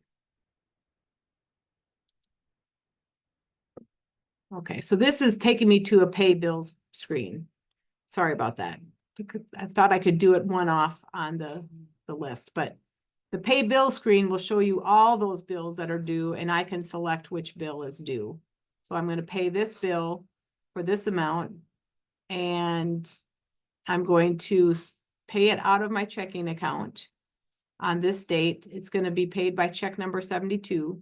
If I print later, that means I'm using the print function. I'm going to print checks through QuickBooks. If I'm manually writing the check, I don't want the print later to be checked, because if so, put it in a print queue and won't assign a check number until I actually print the checks. If I'm handwriting the checks, I want to make sure this is not checked. So we're going to assume that's the case. And then we're going to go here and save and close. Again, schedule payment's going to take you to that bill payment function. So just be careful of that. So now if we go back and we look at our register, we'll be able to see the bill payment right here.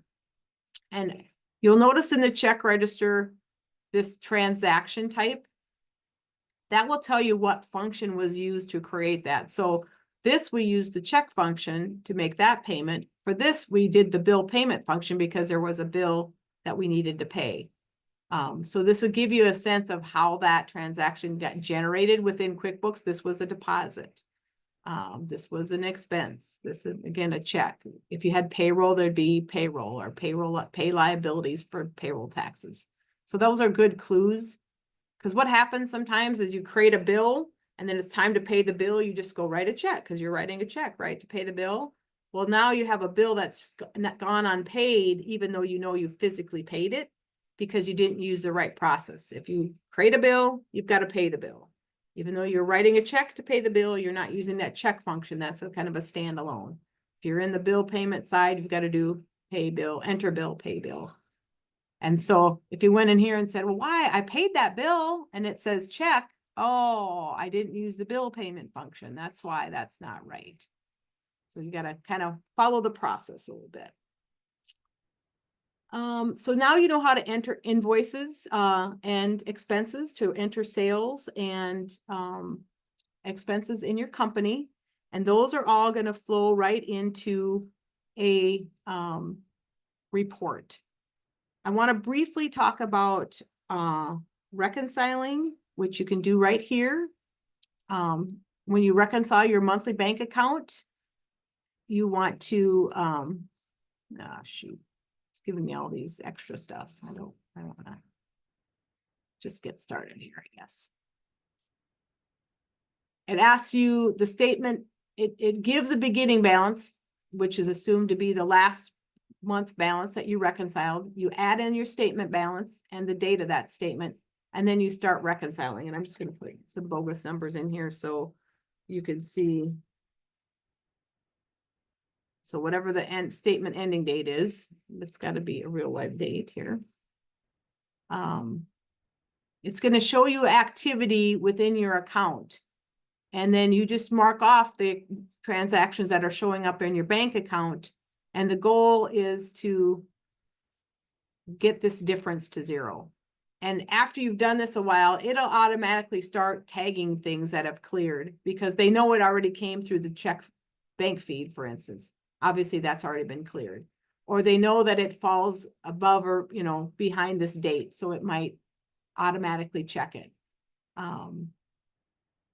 But if you can't get this to zero, that means something's not in QuickBooks that went through the bank, or something that is in QuickBooks hasn't cleared the bank, and so you don't want to show it as being cleared, or that a number got transposed in entering or something like that.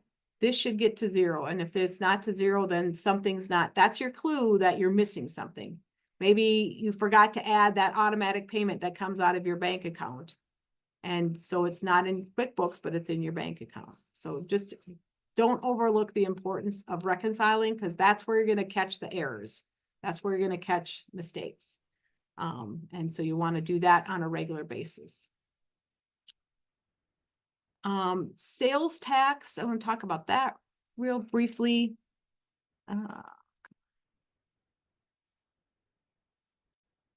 So when you set up your QuickBooks, you're going to set up who you're paying your taxes to, what the tax rate is, and then those are going to be the options you can choose then on that invoice as you're creating an invoice or a sales receipt. And then as you create invoices, it's tracking all of those sales, right? And putting it into sales tax payable. And so based on the date of those invoices and those sales receipt, it will give you a report on how much sales did you make during the period you're looking at, whatever that period is, which of those sales were taxable, how much tax was collected, and how much do you owe. And the tax amount collected should equal the balance, but in this case, there was a payment received, by the Department of Revenue, so that decreased that amount. So if everything is tracking correctly, then all you should have to do is go record the payment, because it's all your sales tax accounts have been affected accordingly. If it's not, then you have to do a little detail. And the things I look at to, troubleshoot sales tax. Number one, when you make a sales, if you're adding sales tax to a receipt or a sales receipt or an invoice, like we've been showing, you never will write a check to in QuickBooks to pay that sales tax. You always want to use this pay sales tax function.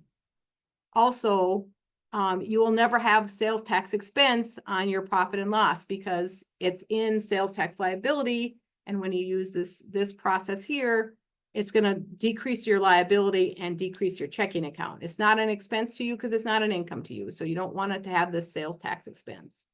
So that's what I find some people have troubles with. They've got this sales tax balance that's growing on their balance sheet, and that they have a sales tax expense on their income statement, and they're really double counting that because they're showing expense with the no offsetting revenue against it, and they're showing this liability that they still owe, but they really don't owe. So make sure you're using the sales tax function, and then, check to see if you do have a lot of sales that aren't taxable, is that right? Like in this case, this is for the month of August, $550 in sales, and 75 of it is taxable sales. In South Dakota, that would say, well, that's weird. Most of my sales are always taxable. Why is there only $75 of taxable sales? So did I put my invoices in correctly? And then if the sales tax amounts don't balance, then that might mean that you overpaid or underpaid in a previous period, because this sales tax window is looking only at that particular month. And so if you have a balance owing or a credit coming into that month, it's not gonna show that, or it's gonna carry it forward on the balance, but it's still gonna show exactly what you collected that month. The other important point to note, at least in South Dakota, you can choose when you set up your tax account with the Department of Revenue, whether you're going to pay your taxes on an accrual or a cash basis. So whatever you choose with them, you want to make sure this accounting basis is here. If you choose cash, that means you're only paying taxes on sales once you've collected the sales. If you're paying on accrual basis, you're paying the sales tax when you make the sales. So even that means if you have an invoice, you've made the sale as far as QuickBooks is concerned. And so you have to pay those sales tax even if the customer hasn't paid you yet. So just make sure that those are matching up too. So that's kind of the brief overview of sales tax. Quickly, I want to look at a couple reports before we wrap up today. The biggest report you're going to look at be the balance sheet and the profit and loss. Reports you can choose as favorites. You can create a favorite dashboard. Here's your income. Here's your cost of goods sold, so your gross profit, and then here's all your expenses going out. That's how your profit and loss should show up. And then at the end, you have this net operating income. So that's the income you made from doing the business that you do. And then you have these other expenses or other incomes that are tangential to your actual operation. So this is what you earned off of operations. And then you had these other expenses, which might be, I don't know, could be federal taxes. I don't know what it was in this case, but So to be the net income at the end. The thing to mention about this is, again, it's going to default to an accrual basis. So anything that's in sales is everything that you've either put on a sales receipt or an invoice. It's not relevant of how much money you received. It's how many sales did you make? How many services did you sell? Even if you haven't been paid for it yet. Likewise, if you have a bunch of cost of goods sold on bills where you've received that product from a vendor, even though you haven't paid for it, it's still going to show up as an expense. So always keep in mind that net income is not a function of cash. It's not a cash in, cash out type of report, unless you're looking at it from a cash basis. Just know that you can modify this by dates and range. You can customize it. You can, different reports, you can sort differently. You probably wouldn't do that so much in a P&L, but if you did a sales by customer list and you wanted to sort it by dollar amount, so you had your highest customer on the top and your lowest amount of sales on the bottom, you could do that. The collapse function is helpful when you're using all these sub accounts.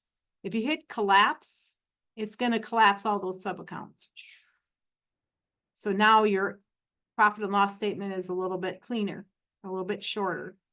And if you wanted to, you can expand and have everything, but you see these little items here. Let's say, okay, I want to have the detail here and here, but I really don't need this detail, so I can collapse that category. I really don't need that detail. I like that detail. So you could do it individually by line item too, by sub account. What else do I want to say about this? One thing to note, I'm going to go back to the report list. There's lots of reports. So those are the favorites, but there's a ton of them. So go look in what these reports do and show and find out which ones you like. And the ones that you're going to use on a regular basis, then if you star them like this, they're going to show up at the top in your favorites list. You also can create custom reports and management reports. So management reports just takes like a balance sheet and a profit and loss and puts it in a nice format, like you would give to your lender or whatever you would want to do. But keep in mind that there's just a lot of options within reports. We could spend a whole session on reports. So that gives you the quick overview, and they're breaking out by different categories. So if you're looking for expense and vendor reports or sales and customers reports or sales tax reports, employee reports, there's quite a few in here. So take a look at those. You could also export reports into Excel if you want to add notes or do some other things that you can't do within QuickBooks. Keep that in mind. And the other nice feature about reports, let me see here. Let's go back into our profit and loss. There is a way to memorize reports. And I think that's under the customization, perhaps. Well, this is where sometimes maybe it's under here. Settings. Export. Sometimes it's a little bit of a challenge to get from one desktop, and maybe I better dig into that a little bit deeper. It's definitely available in the desktop version. I think it's also available in the online version, but I'm not seeing it right off the top of my head. So if somebody knows where that's at, feel free to share. If you really want to learn more about that and dig into that, let me know and I'll work through that with you. At this point, we're bumping up against 11 o'clock, and I know there may be some additional questions, but what I would propose is we kind of wrap up the session. If you have questions or want to stay on for questions, we'll take care of that after we wrap it up. I'm going to turn it over to Megan and let her take us out. And she'll remind you as well, but we do have a Q&A workshop from 9 to 10 next week, Wednesday. So if you got questions that didn't get answered today, hop on sometime during that 9 to 10 hour and we can discuss it some more. So Megan, I'll turn it over to you.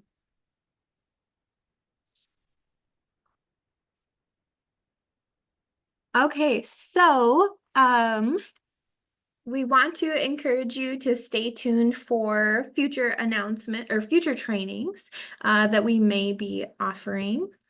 A great way to learn about these upcoming trainings is to sign up for our business lending newsletter at Grow South Dakota and for the Small Business Development Center newsletter as well.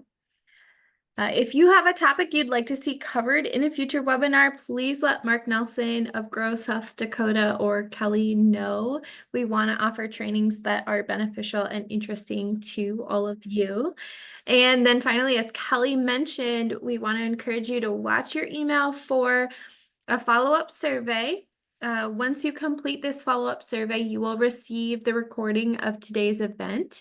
And you will also receive information about the question and answer session that we'll be hosting a week from today, August 28th from 9 to 10 a.m. Central Time. So this gives you a chance to play around with QuickBooks a little bit now that you have learned how to navigate this software, and come back and ask us any follow-up questions that you might have.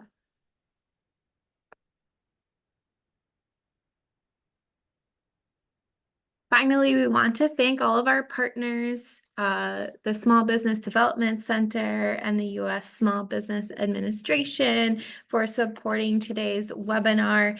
And we want to thank all of you for joining us today and wish you a great rest of your day. And with that, we are going to transition to questions for those of you who are still here. So I'm going to pull up the chat here. So Kelly, the first question that we had from Dennis, why is my desktop view always switching back to non-desktop view? Sounds like they switch it on, but the switch is on, but in order to switch back, they have to shut off and then back on again. Are you familiar with this feature on the desktop version or what may be going on here? I guess I'm unsure exactly what he's asking. Is he using the desktop version, or because there's also a desktop view app for the online version that helps you see the online version more like the desktop version to help that migration process. So I don't know if he's using that. And if he is, I really don't know much about that, to be honest. But if it's something in desktop, maybe I just need a little bit more Dennis, feel free to context to that. Dennis, feel free to unmute yourself and if you want to add a little bit more context to your question. Or that would be a great question to do next week during the Q&A session where we can go over more specific examples too. That is a very good point, Mark. Thank you. Okay, we will make sure that we address that again next week. Dennis, if you're able to make it at that time. We have one other question, Kelly, specifically with invoices. The question is, if I'm on my desktop, do you just right click to print? And after you add your charges, will subtotal drop down and excise drop down? I think, yes, those seem like all things you could do. The right click and print. So again, maybe I wanted to clarify, are you using the desktop version or the online version? Because the answers vary.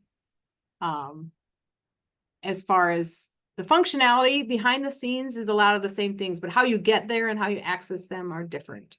So if you can, again, if you want to unmute and ask that question, I don't know if, oh yeah, is it Carrie?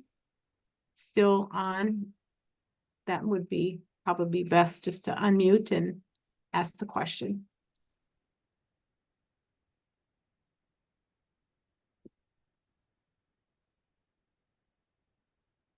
I keep hitting the wrong button here.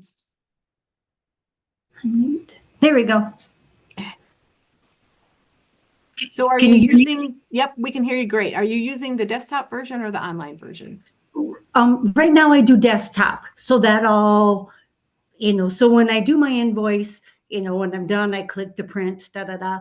I put my charges in, and then I subtotal it, and then I add the excise tax, and it all does its thing. So when you do it online, will it give you, once you've completed your invoice, will it give you a place to print? Yes, Well, I think it's on the bottom. Let's see. I'll share my screen again here, Okay. just so you can.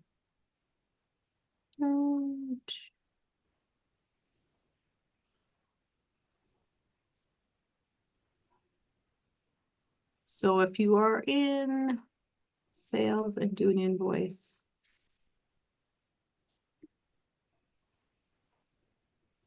I did not point that out, but at the bottom of the invoice, there is print or preview, make recurring. That's how you can memorize those things or customize. So there is that.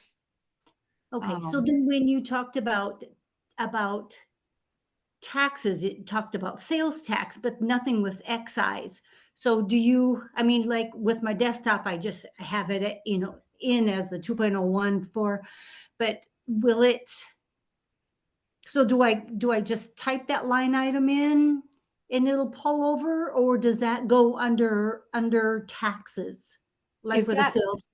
when you do it now in QuickBooks, are you putting it in line, the excise tax in line? Or are Yes. you using, okay, you can continue to do it that same way, and that's probably the best way to do it. The problem is, if you have to charge sales tax and excise tax, there's only one tax field here. It doesn't So allow we you to don't- do we don't both. sales. Okay, we don't do sales, only Okay. excise.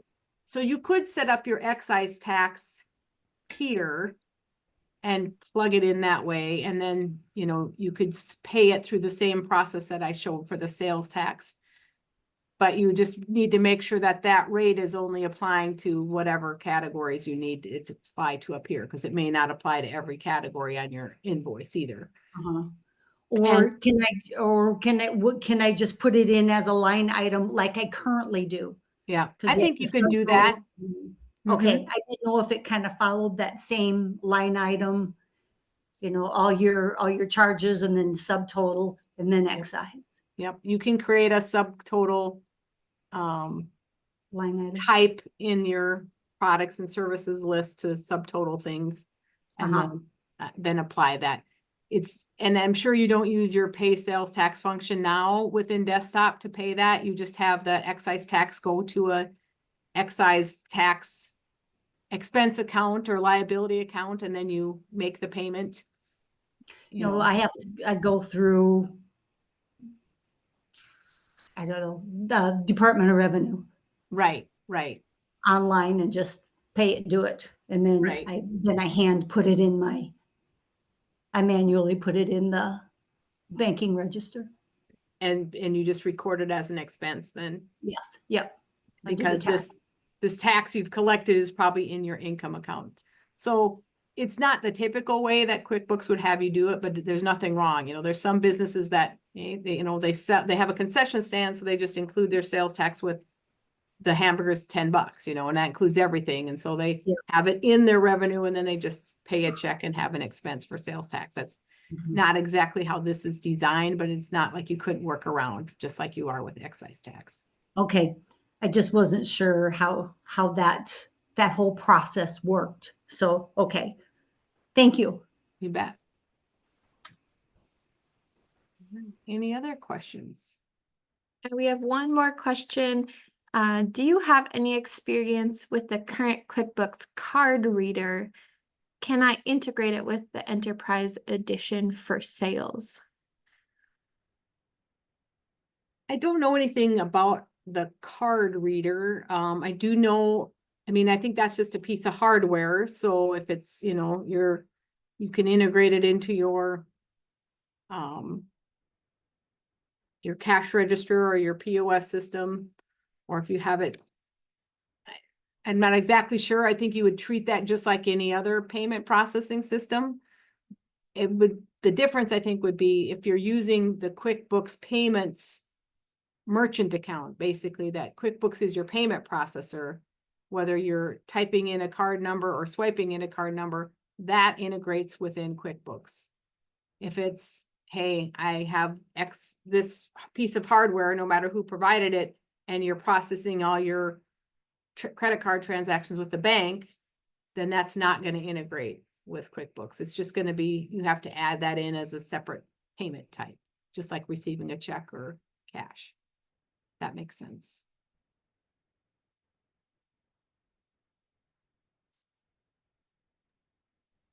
Okay, that was the last question.